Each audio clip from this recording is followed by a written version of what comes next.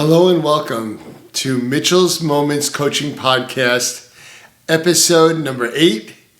I'm Mitchell Schuckman, founder of the Schuckman Group, executive coaching, leadership development, and most importantly, business development consulting. And I say most importantly because business development in the world of professional services today is a hot issue. As I've mentioned in the past, you've heard it on my podcast, seen it in the blogs I've written, especially recently. The concept of artificial intelligence reducing the cost of delivering a lot of repeatable professional services that clients receive. And when it reduces the cost of delivery, clients expect a reduction in fees. That price compression creates pressure on professional services firms to change their delivery models, but also to get new clients. So, a lot of my clients are reaching out to me and saying, what we want you to help us be better at is to be better at having an everyday business development mindset. How do we approach business development every day? And Mitch, please don't make us feel like or sound like used car salespersons. We didn't become accountants or lawyers or engineers to be salespeople. We don't want to be salespeople. And so what I tell people is, hey, in professional services, you don't need to be a salesperson. What you need is to be a good person, to be someone who people like and trust. To come up with a phrase that we'll all relate to have a really good bedside manner. You know, in professional services more than any other service, the client or the customer is buying people. Even if people are using technology tools or artificial intelligence to deliver at least some of the work, it's the human being that they're buying. The example I always use is when you go into a doctor's office or a hospital, you don't really want to meet a salesperson. You want to meet the doctor who's going to be treating you. Same is for accountants and lawyers. As a client or a customer wants to know the person who's going to be delivering services. So being a friendly, kind, caring, curious human being is what is going to get you more clients, not being a used car salesperson. You can be a good lawyer or good accountant and still have an everyday business development mindset. So today's episode is all about growing your network. And, you know, networking and growing your network is an overused term.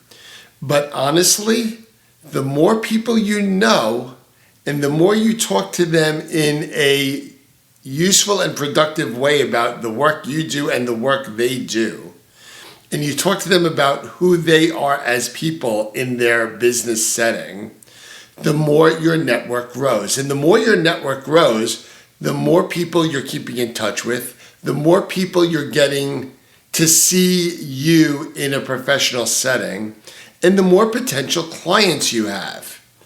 So let me start by telling a story.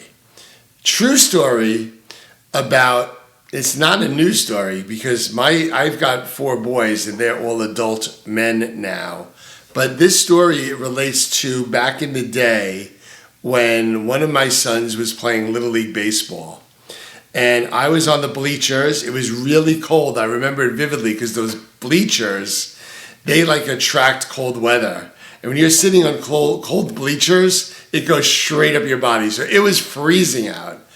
And I actually had not just a jacket, but I had a big blanket over me because it was in the back of my car. It was actually in the back of my car for the beach. So obviously it was not a beach day. Anyway, sitting on the cold bleachers with a blanket on me, talking to a father next to me, who's talking about the fact that his company is moving a bunch of people to a brand new location.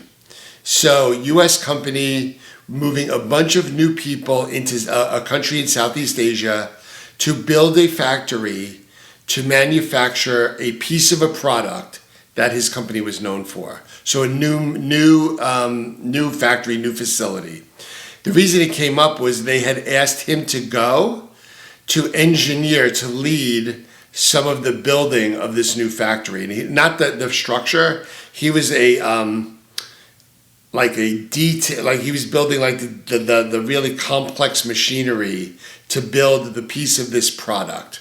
Okay, so they wanted him to move from New York to, I don't exactly remember where in Southeast Asia it was. I think it may have been Vietnam. That's not the point. The point is, we started talking about him and a group of his colleagues moving into this new country for his company to create this new factory. And I asked him a bunch of questions about whether the people were interested in moving, what were some of their concerns, what was his company telling him about the move, what was his company telling him about how they would compensate all of the things that went into the move. And he said to me, gee, you're really asking a lot of great questions about this. What makes you so interested? And I said, well, first of all, I'm interested in human beings and what they do and how they feel. But secondly, I actually specialize in taxes as it relates to people moving from one country to the other. And he said, oh my goodness, taxes, really? Because I can tell you, my company has hired a firm, who shall remain nameless, to advise us on the taxes and the tax implications of moving to this new country. And they've got some junior staff people explaining it to us, and they're right over our heads. Like, we have no idea what the tax implications are going to be on us and our families by moving from New York to this country in Asia. And I said, well, what kind of questions do you have? And he started asking me some questions, and I started telling him, hey, look, these cold bleachers in March on a cold day is not the place to be talking about taxes. But give me a call. I'm not going to charge you. I'm just going to answer some of your questions. And if I'm helpful, maybe you can introduce me to your employer as someone who can explain this stuff well. If not, whether you find me helpful or not, if you're not comfortable, it's no problem. I'll do it anyway. Long story short, this company became a client simply because I was asking questions, expressing curiosity, and learning about things that this person was needing that fit right into an area that I had a lot of expertise in. Now, it never always works out quite that smoothly. This time it did. But here's the thing. You never know who you're speaking with. And you may have a conversation today that they remember a year from now. Or they remember when they're speaking to a colleague or a friend or a family member who has an issue that you can help them with. It's just about having an open conversation wherever you can. And it doesn't have to be, the conversation does not need to be, let me tell you about what I do for a living. Let me tell you how I help my clients. No. Just talk about them. Ask them about them. Listen to them. Understand what's going on, good, bad, positive, negative, and ask more questions. Be even more curious. In fact, you don't even have to get into what you do or how you can help. All you really need to do is learn stuff about the person. So it's interesting because I always call, there's another thing, a term that I use when it comes to selling in professional services, and it's give to get. Sometimes you need to give a little bit of information to get more information, but remember, whenever you're speaking to people, getting information is the valuable thing. Telling them about yourself or telling them even what an expert you are, is modestly helpful. But understanding as much about the other person is hugely helpful. So In the example I just gave with the person who was moving to Asia, lo and behold, right in my wheelhouse, doesn't have to be quite so obvious. I have a similar, right now I'm doing professional services, business development coaching, and executive coaching, at a strategic level for senior execs. I love to ask people what they do, and you know what? 4 out of 5 times, I can't even help them. But I learn a lot about people, and frankly, people like talking about themselves. So people like when someone asks them questions and appears curious and caring about their situation. So whether or not you're actually generating work 4 out of 5 times, you're at least making someone feel good and say, I like Mitchell. He's an interesting guy. That, to me, you win something there too. But if you give a little bit of information like, wow, that's really interesting. You're an electrician who does work in office buildings. I don't know that I can help very much, but I might say, I just started my own executive coaching firm. I'm a certified executive coach. I spent a lot of my career helping professional services firms like accounting, consulting, law firms sell new work, get new clients. And I'm having a lot of fun in my business. Tell me more about yourself. I've planted a seed about who I am. I've turned the conversation back to the other person. Because you know what might happen? The other person might say, my brother just moved jobs and is now an executive at a new client or at a new company. And he's nervous about how well he's doing. Maybe I'll give him your name. Sure, happy to speak with him. These things happen just by being curious and present, focusing the conversation on the other person, giving a little bit about yourself, but don't sell yourself. Just give a little bit about yourself and keep going. Now, this is hugely important. I talked about the war for clients, and I talked about the fact that today in professional services, AI is completely changing the landscape on delivery. So everyone needs to make more money, everyone needs to make more money on clients because in general fees are going down. The more people you know, the more irons you have in the fire for potential work. You don't know where it's going to come from, but it will come if you have this discipline. And you need to do it regularly because even contacts in your network who are A-list contacts, they are potential clients. They're connected to potential clients. They refer people to you all the time. They are a wealth of potential revenue for you. A-list contacts don't always stay A-list contacts. Sometimes they become C-list contacts. They retire. They move into a different job completely. They find someone they like to work with better, or they're forced to work with them in their company. So this discipline of networking, doing it wherever you are, and just being a curious listener is an important skill, because having that broad network takes continuous work. And in this war for clients, having the bigger network and having a network that likes you is the best way that you can potentially get more work. And let me tell you this from personal experience. I started my consulting firm about a year ago after retiring from a big corporate professional services career. I can tell you I'm doing networking all the time. And I can also tell you I have a great conversation with someone. More often than not, it doesn't become work. In fact, the ones that become clients are the ones I least expect. The ones that I see at a party. I just had this happen recently. I went to a party for a former colleague of mine who's retiring soon. And I went to that person's retirement dinner. And I was speaking to someone who I didn't know well, I knew of. And I mentioned that, and they knew that I started my own consulting firm. They said, how's it going? I said, it's going great, having a lot of fun, enjoying my work.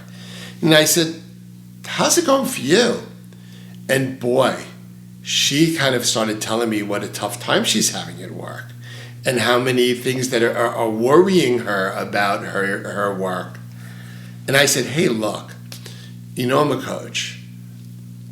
You don't have to hire me as your coach. But we're here in a big party. It's loud. It's hard to talk. Give me a call and we'll have a conversation. No obligation to hire me as a coach, but let's spend an hour just catching up on what's going on with you. And if I have some great ideas where I can help you explore your own thoughts more deeply, it'd be great. I'd love to catch up with you more. I waited a day. I sent her a text. I waited a week later. I didn't hear back from her. I sent her one of my prior articles I wrote from my blog that I thought she'd be interested in. I left it alone for a while. 10 days later, she reached out to me. Can we do that call you mentioned? I just had a really bad day and I'd like to talk it out. We had the call. She's now a client. So this habit of networking doesn't have to be sales at all, just has to be conversational. The other thing I like to do is I have a computer system where I keep all of my clients and targets, a client relationship management system. It's specifically designed for small business people, consultants and coaches like me, but I've got all of my contacts in there. And I even have clients that I've coached and they're finished and done and I'm not coaching them anymore. And every so often, when I say every so often for me, I do this on the couch in front of the TV almost every day. I mean, my wife laughs at me. We'll be sitting there watching a baseball game. I'm a big Mets fan. We watch almost every Mets game. I know they're terrible this year, but they're starting to turn it around. Anyway, that's not the point. The point is, I'll look at my list of potential clients and targets, and something will strike me about someone, I'll send them a text or a WhatsApp or an article that reminds me of them. If I see it's their birthday on LinkedIn or social media or on my calendar, I'll send them a birthday wish. And just keeping in contact with no expectation is a great way of keeping that network fresh. Here's what I would suggest as I wrap up this episode. Spend 5 minutes every other day just thinking about this. Who can I reach out to? Who can I send a text message to? Take one conversation at a party, at a ball game, at a place that you wouldn't otherwise be thinking about work, and ask them how things are going in their work, and listen and be curious. These habits build upon themselves, and before you know it, you will become a great networker. Not a salesperson, not a used car salesperson, a networker, a professional services networker who is technically competent, who serves clients well, but is broadening your network, because if you broaden your network, you're going to get more clients, you're going to have more opportunities, and you're going to become a builder. And you need to be a builder when in today's day and age where there is a war for clients in professional services. So that's it. Episode 8, Mitchell's Moments Coaching Podcast, under 20 minutes. Thanks for joining. Have a great day.